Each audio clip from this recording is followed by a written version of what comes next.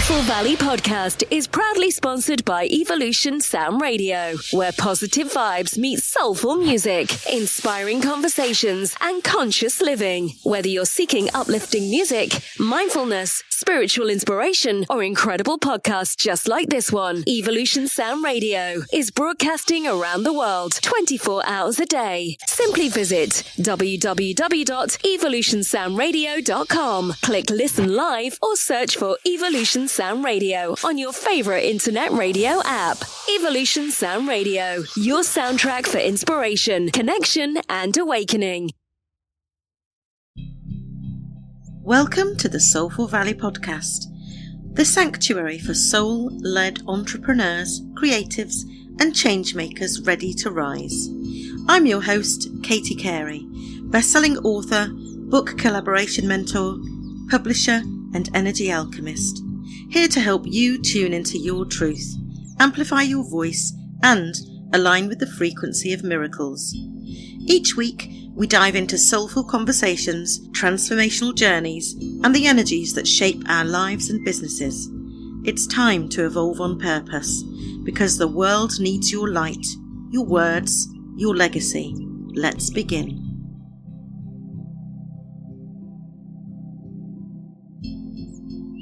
Are you ready to share your words with the world?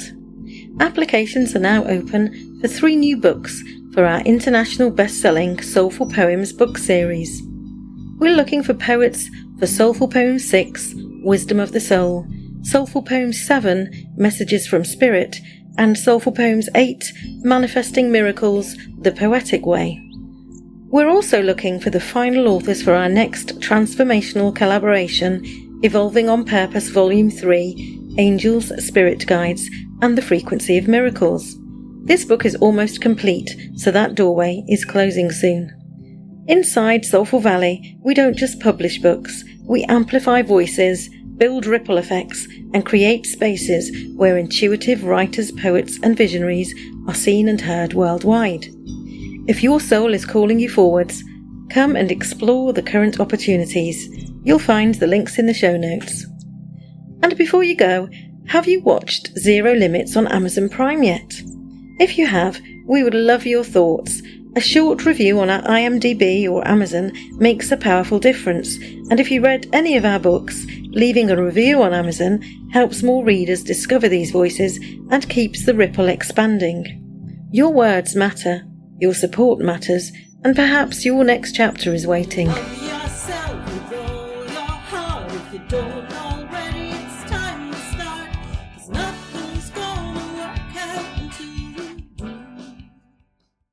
Pen Densham's creative journey spans decades and disciplines.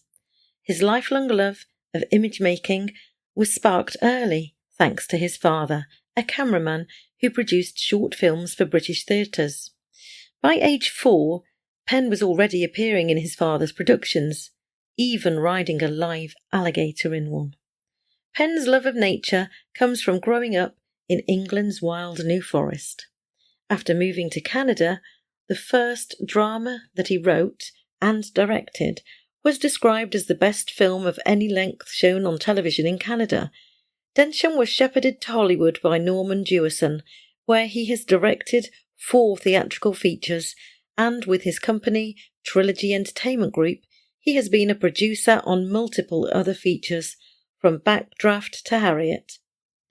He executive produced nearly 300 hours of television, including personally reviving The Outer Limits and The Twilight Zone to network runs, because he was passionate about their unique storytelling.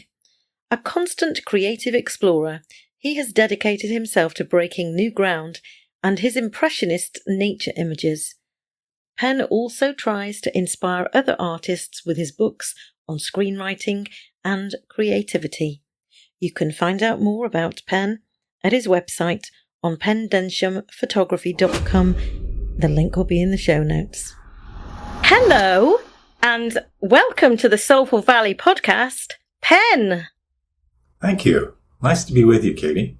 And you too. Pen, for our listeners who don't know who you are, could you just give us a brief overview of who you are and what you're doing in the world? My impish brain wants to go, I don't know who I am either. But I keep thinking I get close to knowing. My folks made short films when I was a little kid. They both of them were in the film industry. My dad was an identical twin, and his brother also was a film person. But I don't think they have much money, and they were trying to make short films, and they took me along with them. So I don't think they could afford babysitters. And they were making movies that went into the theaters with films like African Queen. And I watched as they put a camera up, and suddenly all the crowds come to see what the camera's doing. And they also took me with them to Water Street when they were showing their movies to the distributors. And I'm a little kid watching these giant images on a screen and just being blown away. And they even let me, or I'm not sure if they forced me, I don't think they forced me to ride an alligator, a 7-foot long female alligator in one of the films they made about people that kept strange pets. Wow. And there was something magical, something enchanted about cameras and storytelling that affected me from that age. And I knew I desperately wanted to be in a place to try and cast spells. Never thinking that I could. Being in England, one didn't get a lot of mentors that were creative entrepreneurs, people that took off and did things on their own. Most people ended up getting jobs that the school system wanted you to get because they were helping you to find a future. And, or recruit you into the army was one of the things they were trying to do with me. Cause there you go. You'll have all these skills and things, and you get a pension after so many years. I just want to cast spells. So I walked around with a camera all the time. And I had a very difficult life because my mother died when I was 8, and my father married a very difficult and damaged woman who was sort of like the cuckoo that tried to throw all the eggs out of the eggs out of the nest. So I was put in an orphanage for a while, as was my sister and brother, and told I was the big I am and stop being such an egomaniac and stop, get a real life, and by my father and my stepmother. And we were just talking before we started about our own lives. And, it gives me a giant heart for creative people because we don't have a pattern that's recognizable. We're inventing things that have never existed, and there aren't rail lines into them. If you're a dentist or a doctor or a bank account, everything runs on tracks and it all makes sense. Well, if I imagine something and I go pursue it, I'm pursuing something that's a dream and then trying to make it real. And those people don't understand us. No. Because they think we're going to fail. And so that with the best will in the world, they're trying to talk us out of it because it looks like that they're doing us a favor, stopping us from getting into places where we're going to destroy our future and never have a job. And, and one of the things I'm very cautious about is never getting cynical. I think that it's easy to get cynical if you're creative and people put you down for your ideas, it's dangerous to get cynical because then you don't keep dreaming. And so one of the things that you've got to try and do is to associate with other people who are dreamers too, but rational dreamers. Not people that are so airy-fairy it doesn't make sense, but practical airy-fairy. Yeah, a little bit of both. Yeah. And our creative entrepreneurship means that our job is not just to create something, but also to help build a bridge back to the people that don't understand it yet, because it's too new for them, so that you can help them understand it, not get angry that they don't understand it, but try and explain it in terms of their benefits and why it works for them. And that's part of the task of people that are creating things, is to also use as much energy and creativity selling the things, explaining the things, not putting people down, but recruiting them from their own needs and their own goals and their own intelligence to be part of what you've managed to imagine and help get you to the goals, because they start to see their benefits in doing that. Absolutely. Pen, you've worked across film, television, writing, and now fine art photography. So looking back, what do you believe has been the common thread running through all of your creative work? Well, self-doubt. I think that, creative people constantly unsure about what they're doing, and they need people to encourage them.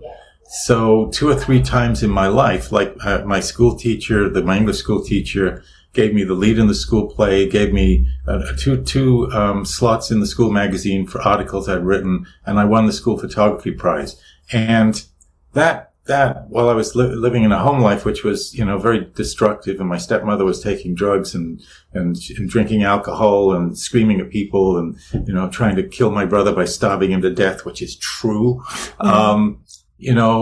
This man's sanity and he said, "You've been hiding your light under a bushel." I had no idea what that meant, but it seemed very important. And so, sometimes the luck of being around people that reinforce you, but not giving up on your dreams and realizing that imperfection is normal. I think that's a really important part of it. I'm sure when you started off trying to do your podcast, you tried this way, you tried that way, and you tried that way. And what it came to me was that passion, which we're almost taught that passion is selfish. That wanting to do something because you love it so much is selfish, and it's not. It's actually trying to get to your true instincts of who you are. And if we look at humans as being each one a magical collection of DNA and zeitgeist and, epigenetics and, the time we live in and our family environment, we're each instruments, but we don't know what we are. And so we could be a drum or a piccolo or a violin, and sometimes we just don't find that. And also people look at you and they think you should be a piccolo, but you're actually a violin, and so one of the key things is passion, because your nature and the emotional texture of your life leads you to want to explore. And those instincts, one of the things I say frequently, I say, ignore everything I say that goes against your instincts. They're sacred. If I help you by reinforcing something, that's brilliant. But if I say something that doesn't reinforce something, I'm not right. No. I'm just trying to probe to give you support. But if you're a piccolo and I'm a drum and I'm trying to teach you how to bang, it ain't going to help you. And it doesn't mean you're wrong. No. And I love, when you shared that story then, I didn't even flinch when you mentioned about the violent background and what happened at school with a teacher, because it's just my story as well. So I had all of this violence going on in my house because my dad was an alcoholic, and he used to, beat my mum in front of us, and there were awful violent things with neighbours and out in the street. But parallel to that, I had this dream. I loved singing. I was singing since I was 5, and I used to gather audiences in the playground from the age of 5. I don't know how I knew all the words to the songs at that age, but I did. And then later it was the drama teacher and the music teacher who pulled me under their wings. I was given leading roles in a musical. I ended up travelling to Russia. It was like out of this world. Wow. 1983, when it was behind the Iron Curtain. Yeah, right. And so, and then my drama teacher had the BBC in because they were doing this play for today called 3 Minute Heroes. I don't know if you remember the play for today's. I think I was gone by then. Well, yeah. And because they were doing it in the school, they were talking to her about this script for a musical that they had. And it was called The Little Match Girl. And she said, "Oh, I know just the girl who can play it." And so I played it. We went to Russia. And a year later, they remembered me because they came to watch it. And they offered me to audition for the part of Agnes Tellwright in a series called Anna of the Five Towns. And then I ended up starring in radio plays, in theatre productions. Just this dream just unfolded just because of this one drama teacher who believed in me. My family didn't believe in me. They didn't even understand what I was doing. But I really felt that in having listened to your story before as well. That how so great lucky. It is that if we can share these experiences with other children that live like that and that don't realise that they can still go for their dreams. Well, one of the things I did when I worked for an educational film company in Canada that was making very boring educational films, which I thought were, it was an insult to the intelligence of young people. And one of the very first things when my partner and I started our film companies, we got a grant to make films with children from the ages of 11 to 15 selling life as if it was a commercial product. And we asked each kid to write a script because we didn't think a commercial length film would overwhelm a kid. And each of them created their own story. One wrote a script about a man selling a tank like a used car and telling people how we could blow people up. And, then all the war statements were sort of hidden behind it. Another one wrote a script about chess pieces on the board, all bickering and annoyed how every move was annoying them until they were put on the box. And they realized things weren't so bad. And, these little kids, what I wanted to do was to show a kind of shot across the bow of the educational world. Look at the imagination of these children that you're teaching. These are treasured things that you're dealing with, and the opportunities that might be in them that you don't know that you could help. So that actually ended up getting nominated for an Oscar. And, wow. And again, that was one of those, whims. What we made this film passionately with an arts grant, and we held this premiere and hoped that the press would come, and no press turned up at the premiere. We had a great premiere. The kids were happy. We ran it twice. All their folks were there. And one of them said, "Why don't you get us an Oscar?" And I go, "Yeah, sure, right." And then I'm in my bathtub and I'm going, what an ass I was. And this is the eureka moment, I'm going, I should have at least looked into it. So the next morning I got up, phoned the Academy, which is where you get the Oscars, and I had no idea anything about them. It was like phoning the Vatican and asking, how do you visit the Pope? It's like, no idea. And they said, well, you have to run a movie in a theater, paying theater with audiences for a week in Los Angeles. I'm going, well, how am I going to do that? I'm living in Toronto. I don't know. So I phoned up a local theater owner and thought, well, maybe he could give me some insights. And he said, nah, no one's going to help you. They don't know who you are. It's a waste of time. Don't even bother. And almost gave in. And then at that time, our films were selling to schools and libraries. And we had a distributor in Canada who was a sweetheart. And I phoned him up and said, do you know any of the people that are making films in California that might advise us how we could get a theater? And he said, no, really, my guys, I don't think, the only people I know in Los Angeles is my buddy, and his dad runs a limo company. And he goes, I'll give him a call. And he phoned me back 5 minutes later and he said, you have a movie theater. As long as it's not pornography, they're bringing a projector in and they're going to run your movie in this movie theater because it's right next door to the limo company. And the limo company takes their deliveries for them every day and they owe them big favors. And that's the magic of what might happen. You don't know until you just keep pushing. And they ran it in their theater for a week, it qualified. And we were one of 3 movies, that were nominated for an Oscar that year in the shorts category. And that changed our lives because we suddenly were. The other thing that it sounds really selfish, but you got to promote yourself. People tell you not to be bombastic and pushy, and but if you don't push yourself, you will not get to the opportunities that are there. So I had watched another Canadian get nominated for an Oscar, and he didn't promote the fact he was nominated. He went to the Oscars to see if he'd win, but he didn't, and no one knew. And so I decided we would promote the fact that we've been nominated, and these 9 kids had all made these wonderful little short films that were philosophically uplifting. And we managed to get the Canadian government supporting us. We got the Academy to give tickets to all 9 children with chaperones, which they never do. And we had a TV crew fly with us. And when we lost the Oscar, we were on the front page of every newspaper and on the news in every news in Canada. And that put us on the map. That's an amazing story. Thank you for sharing that, Pen. Pen, you famously continued with Robin Hood, Prince of Thieves, despite several studios telling you it wasn't commercially viable. What gave you the conviction to trust that vision? Well, again, it's another one of those situations where I was about to give up, and I was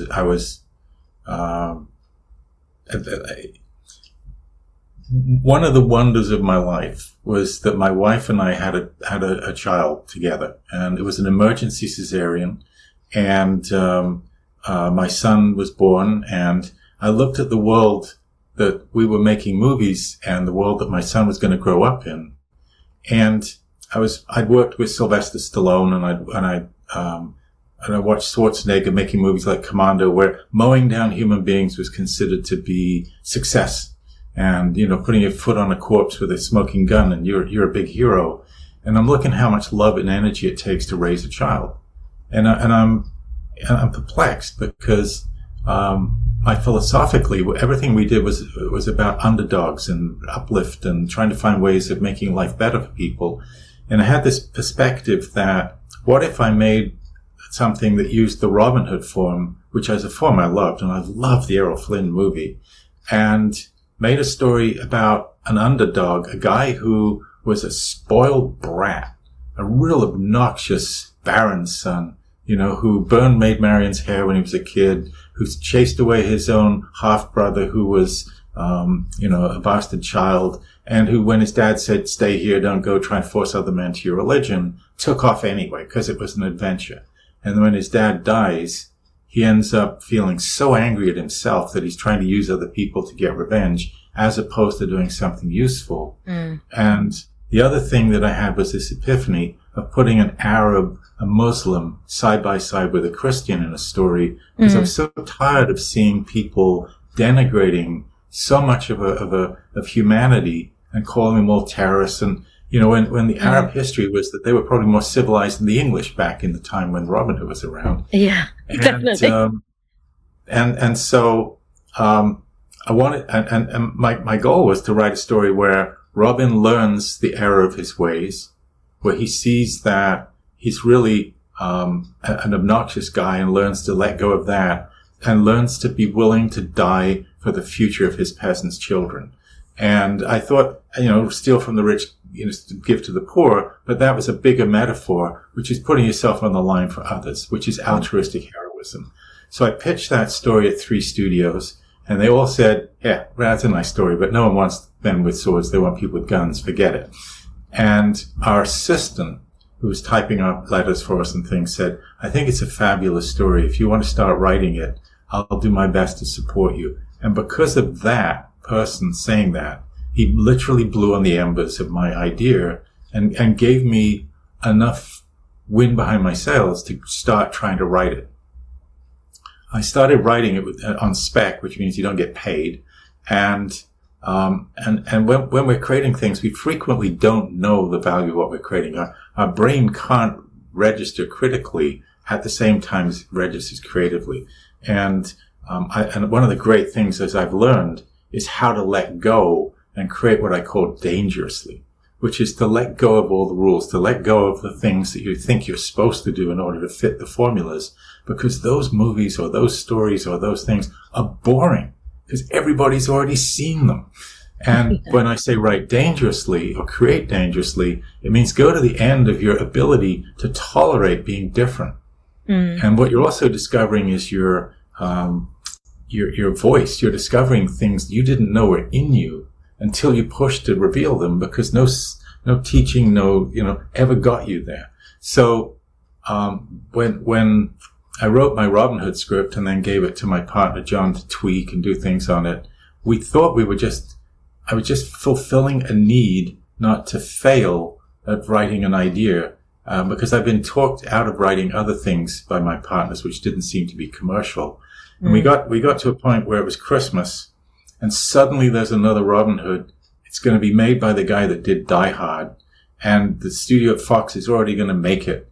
And it seemed like it was a waste of time. And my partner John didn't want to finish tweaking the script, and I said, no, I can't learn to fail. I've already given up on other things. I cannot teach myself that giving up is acceptable, because it had passion in, I wanted to say those things, whether they, even if they only ended up in a script, I wanted to say things about the future. Also, when I was writing it, I started crying and wrote a birth scene. And it was an emergency cesarean where Morgan Freeman's Arab character helps the chief woodman's wife give birth using a cesarean to a child that would have died otherwise. And I thought, you're not supposed to do this in adventure movies, right? These, birth scenes. And it was the first scene that the director didn't want to put in the movie.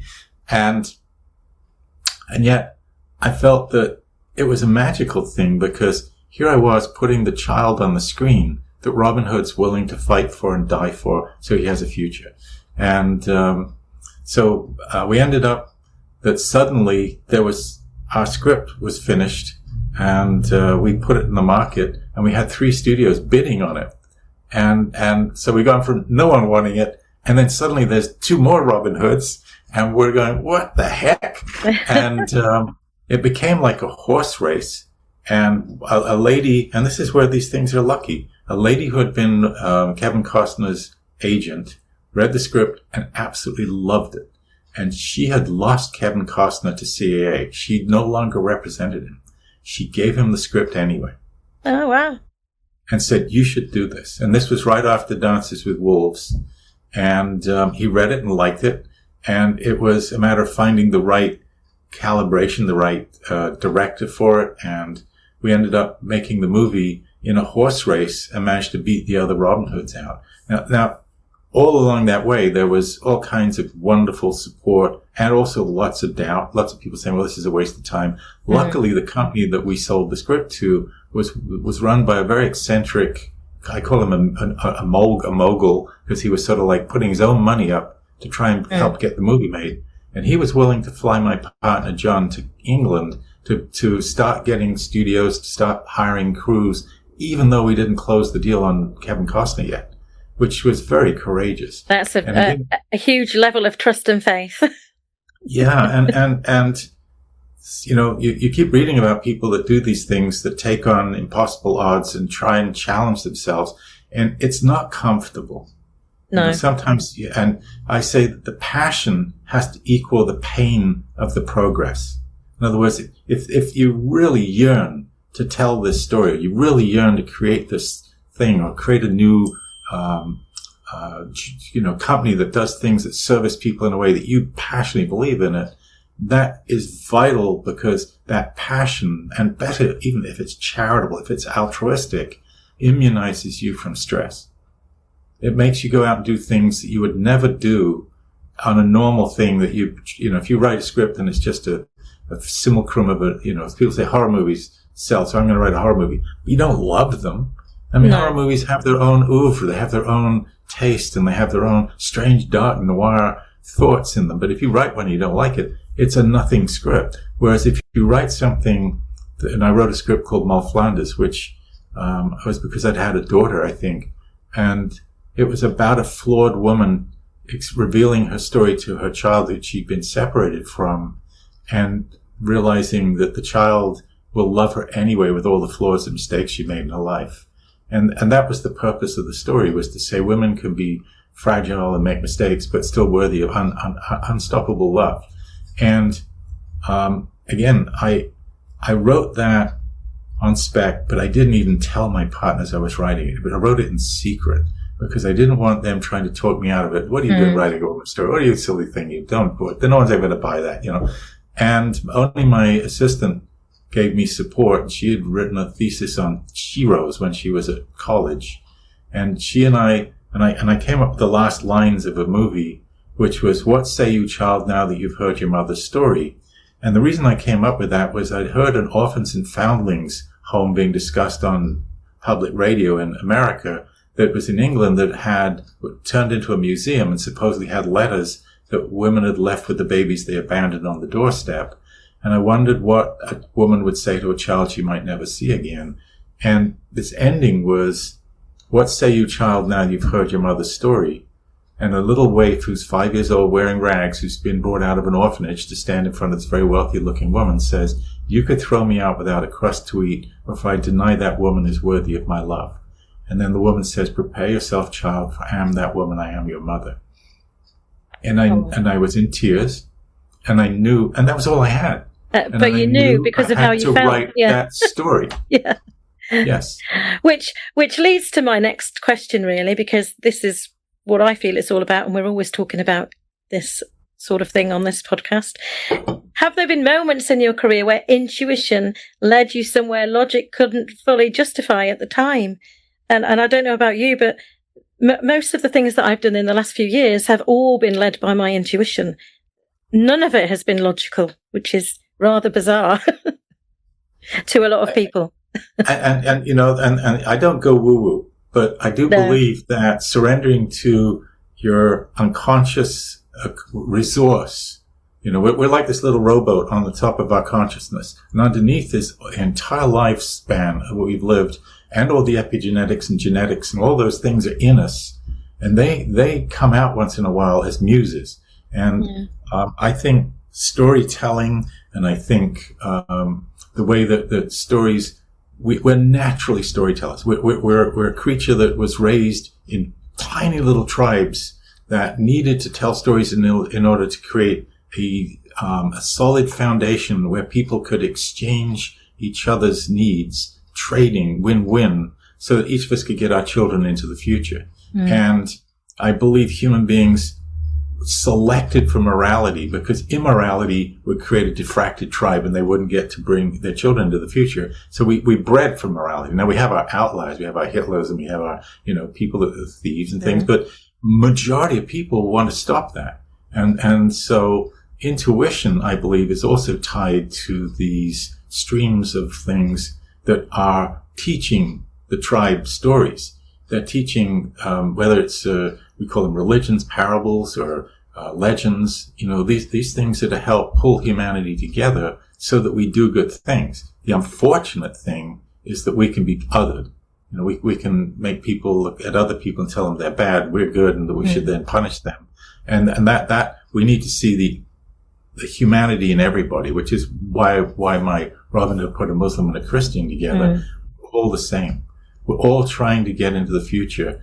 But the thing about instincts is if you can find the trust that there are things in you that are naturally going to tell stories, that are naturally going to make discoveries, we're the most extraordinary animal, because if you look at us, you know, 200,000 years ago, there was only a few 100,000 of our creature. And the ones that succeeded were the problem solvers. You know, we're bred from the people that lived long enough by finding ways to survive, to have children. And we're incredible problem solvers, but we never know it because we don't really challenge ourselves to discover what we could solve. So, that trusting instincts, because we're not taught it. The school doesn't tell you, hey, we're going to do a class on instincts now. You know, it says, no, we're going to do a class on memorizing mathematic tables in case all of the mathematical devices all disappear at once. We're going to, you know, which is no help at all. So my joy, you know, your question is, I learned to stop trying to write what others wanted or told me was right, and started writing what I called life scripts, which is the scripts that wanted to come out of me. And even though I only have 4 lines of Moll Flanders, that was the main writing experience, because once I'd set fire to it, it was sensual and exciting, and it was just pouring out of me from places that I didn't know existed in me.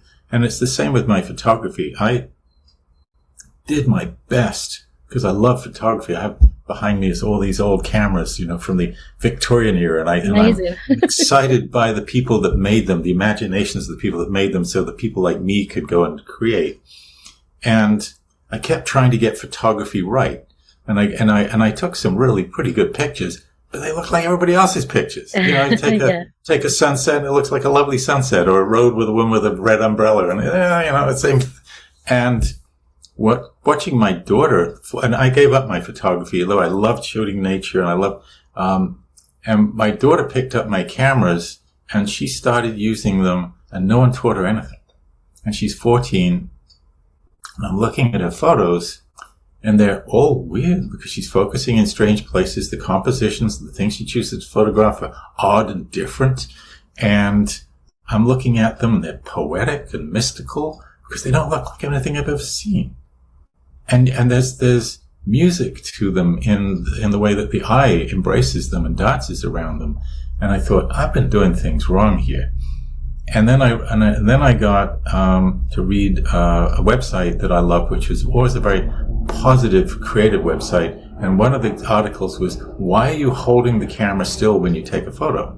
Well, I've been told to. it's like shooting a gun. You're supposed to breathe in and hold it steady and get that everything rock solid. And I decided that I would try and play with my camera sometime and move the camera and see what happened. And I was out on a tourist trip on a boat on the Okefenokee Swamp in Georgia, which is this vast lake with alligators in it. And the water is very dark because it's full of particulates, and it's like a giant mirror, and it's undulating, and light is bouncing off it.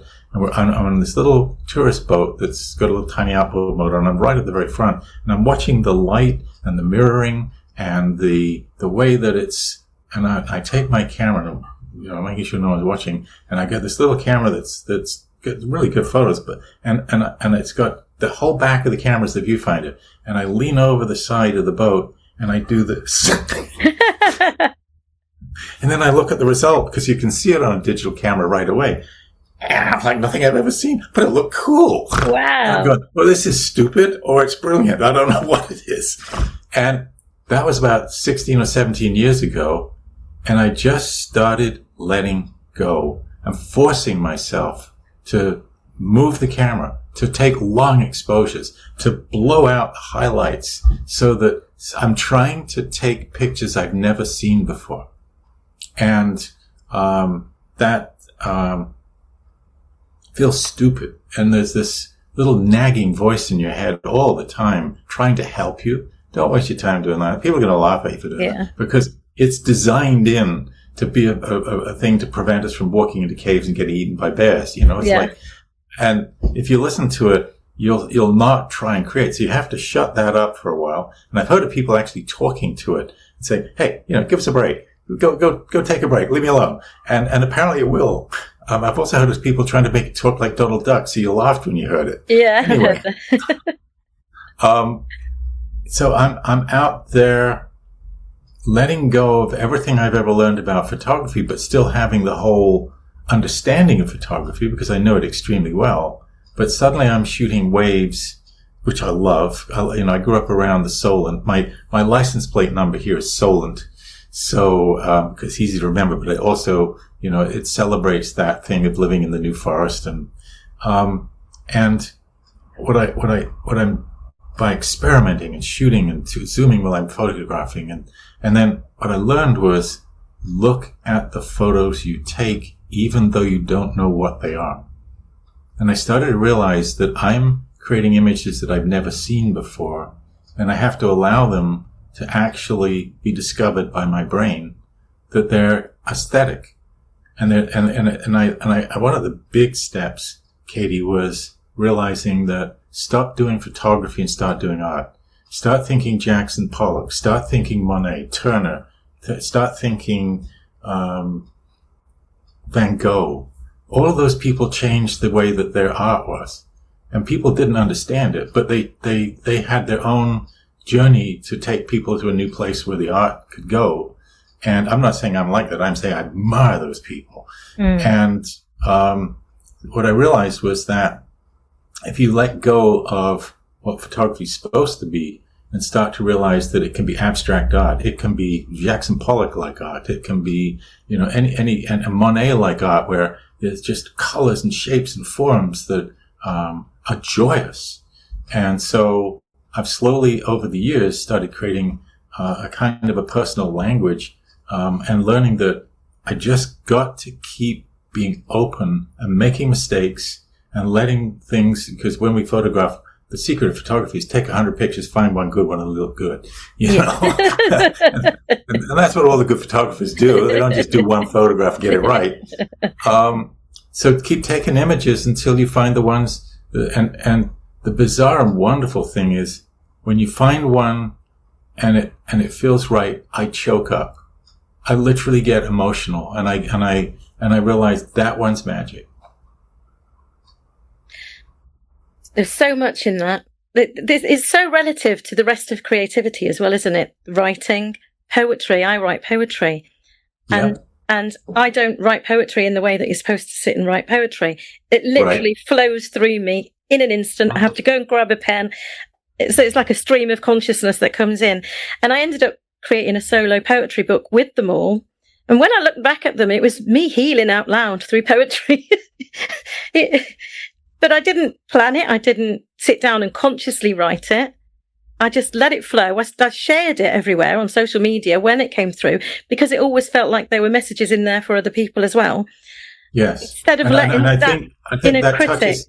instead of letting the inner critic say, "Oh no, that's not good enough," don't. Yeah, that critic, and it's a reason why we mustn't hang around with people that are obnoxious druggies or pushy early on. Eventually they become our audience, and we need to share our early work with what I call story midwives. People that are helping you, who've got a soul, who are trying to help you push through the pain of giving birth and not telling you what sex the child should be. The second thing you triggered in me, Katie, was that when I was making the movie Mull Flanders, I'd been lucky enough to get Robin Wright and Morgan Freeman to star in it, and John Lynch. And I'm on the set, and my partner John says, "How come none of your characters have mothers?" And I go, "Oh, Robin Hood, no mother." My Mull Flanders is a story of a woman who's a daughter of a woman who was hung the moment she's born, because in England they would keep you alive if you can get pregnant by the guards for 9 months until you gave birth, and then they'd hang you.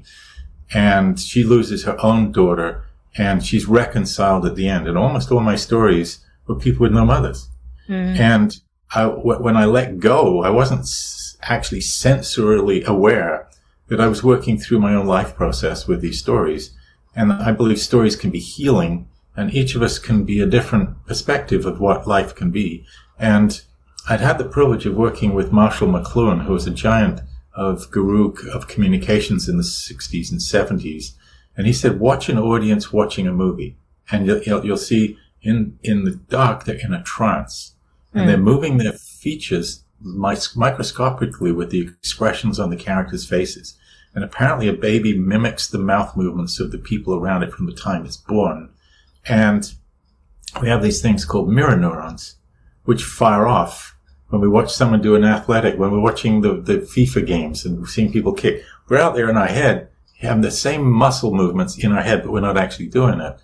And stories that cause us to physiologically respond through our mirror neurons and these mimicking things are teaching us how to feel about others who are learning as they progress. And we're changing and adapting ourselves because of those stories and learning things that we will bring to our own lives and making choices. So the front of our head, we're watching Robin Hood. At the back of our head, we're deciding, no, I wouldn't burn Marion's hair. That would be, no, I would actually stand up and help those people. We're making emotional choices about who we are and what we are, because we're learning from the others around us.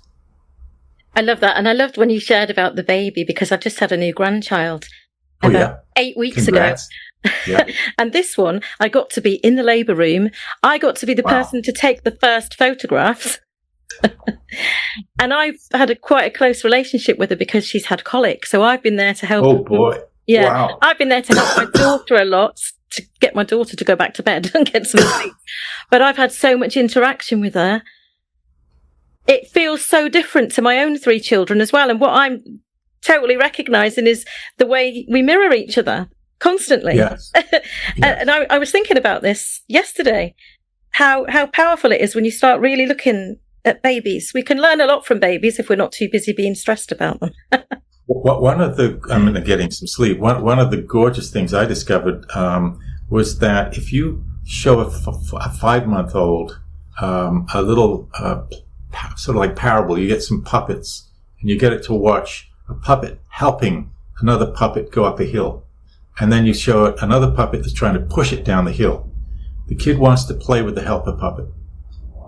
Yeah. And that, to me, is magical. That means morality is part of who we are. It's inbred.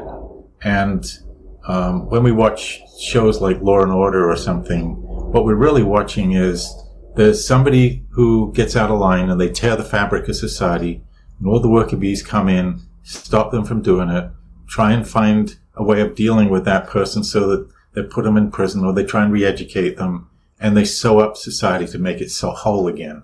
And that story gets told over and over and over and over again. And it's because it's so valuable to keep society healthy. Thank you for sharing that.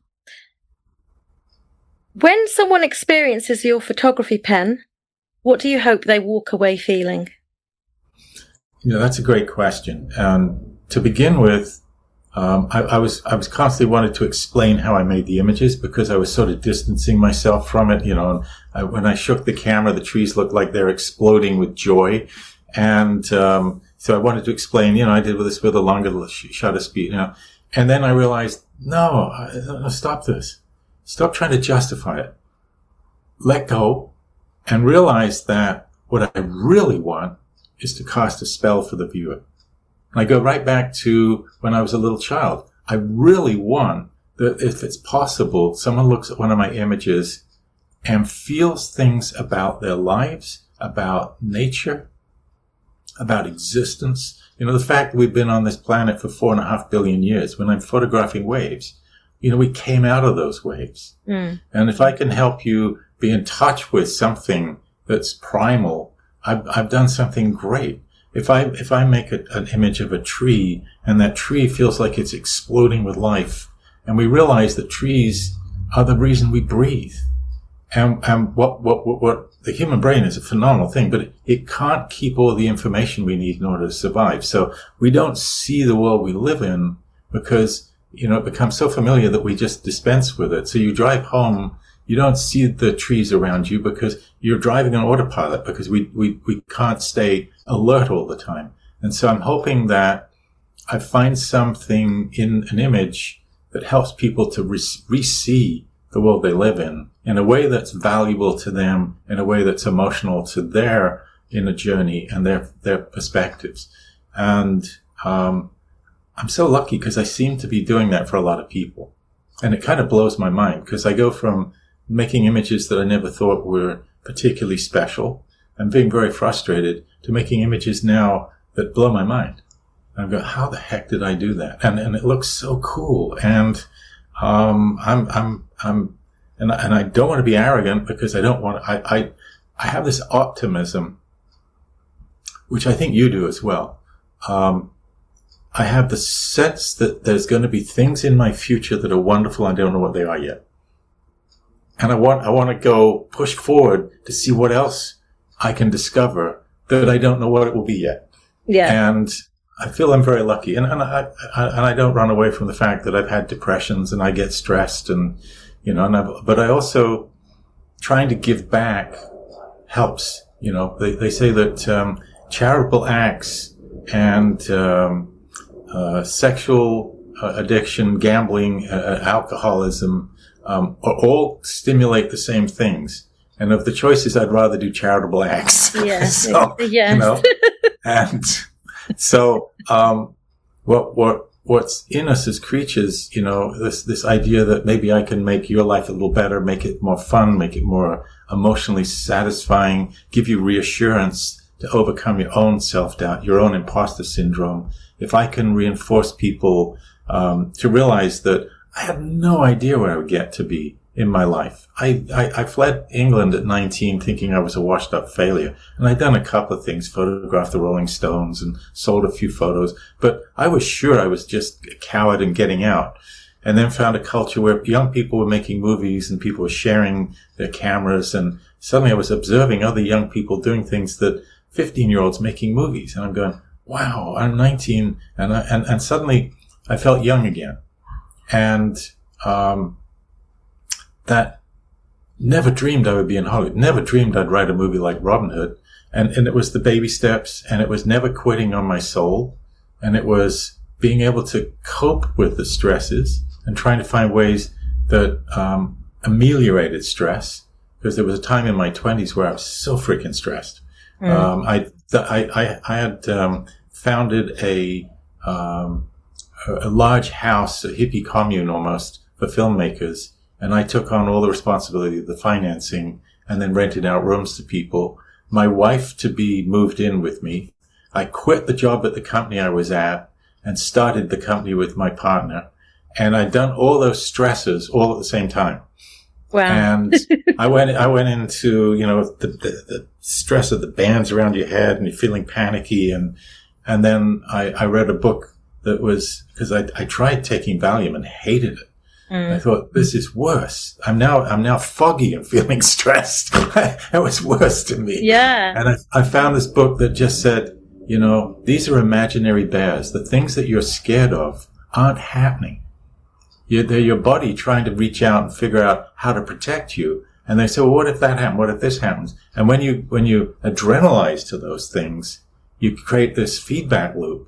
And that's what was happening. It was a practical, rational emotional therapy, it was called. And when I realized that this is just what our bodies do, and that if you say to it, come on, scare me, give me a good one, I'm gonna, or if you come up with something ridiculous, if you scare me, I'm gonna take off all my clothes and run around the room. If you can start laughing while the scares are coming at you, and fool the thing into letting you go, it takes a while, but you can actually get through this stuff. And so welcoming in the things that scare you, sit in a comfortable place and saying, okay, I'm ready for you. Do your worst, because it's not there.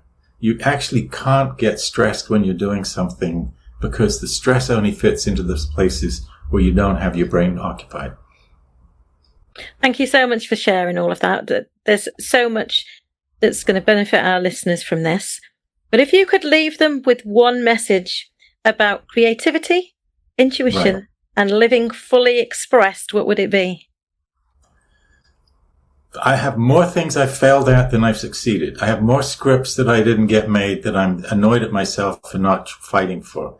I did learn salesmanship somewhere along the line. And there was one time when I was trying to sell my Mo Flanders movie, and I went to meet the head of a studio, Paramount. Sorry, not MGM.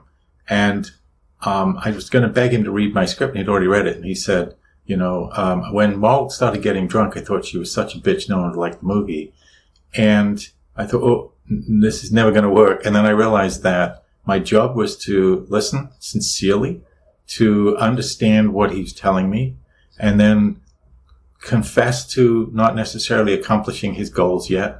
And I said, yeah, I understand how you could feel. That wasn't my intention. I wanted you to see her as vulnerable. And when she actually stops being an alcoholic, I wanted you to cheer for her overcoming her self-doubt and becoming a hero and finding her own child and reconciling.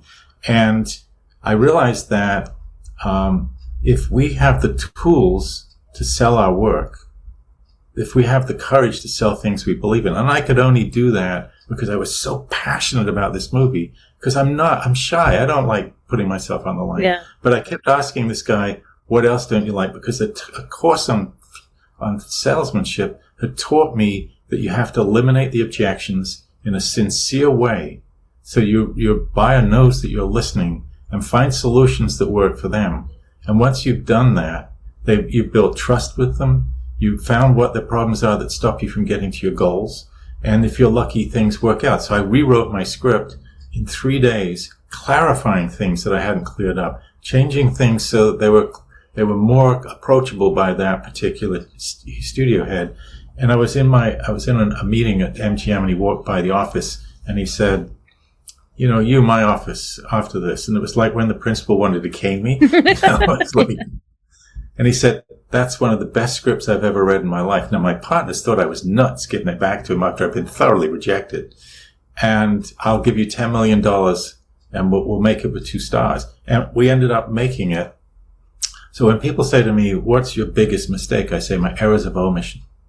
When I when I thought it was impolite to push a little, or when I didn't put myself out and go and take on a challenge that had frightened me. And so, and again, that's why I don't want people to look at me as a success. I want people that someone that keeps stumbling forward, and keeps finding excitement by talking to people like you. And I figure, well, if you're nuts and I'm nuts, then I'm not alone. So, the biggest thing is to remember that there are other people like you, and that you will discover things you never dreamed you're capable of. And, that they're in you to be discovered.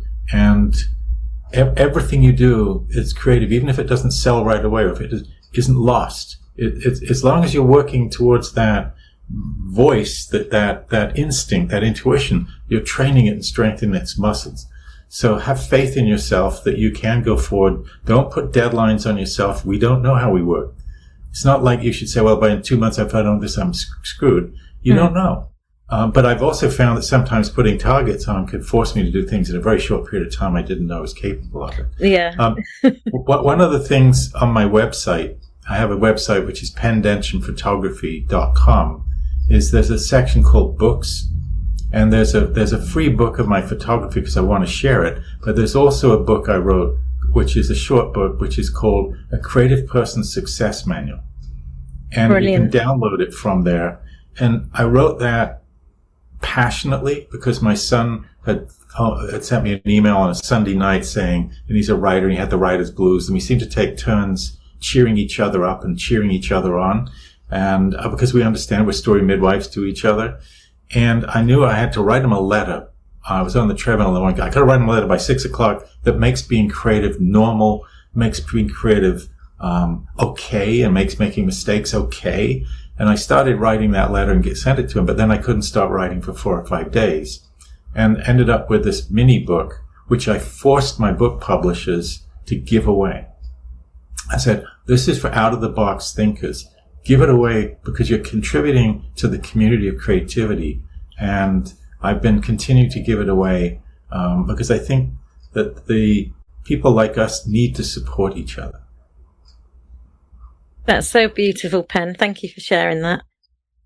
And we will put the links in the show notes so that everybody can find them as well. Thank you for today. I've loved every second. Thank you. Well, soulmate, kid. Yeah, you bully me and I come up and I bounce up again, and I think, and we're lucky because a lot of people, you could get depressed and it could just hold you back, and you did great things. So congratulations. Thank you. Bye for now. Bye-bye. Thank you for tuning into the Soulful Valley Podcast. If today's episode resonated with your soul, share it with someone who needs it and leave us a review on Apple Podcasts to help others discover our sacred space. Want to go deeper? Check out the show notes where you can find links to all our opportunities and communities and step into your power as an author or poet in one of our next best-selling books. The next chapter of your soul-led journey starts now. Listen to all of our episodes here. Come on over and check out our new podcast, She Invests Intuitively. Until next time, keep evolving on purpose. So ask yourself, is this for me? Give yourself some boundaries. Learn to trust your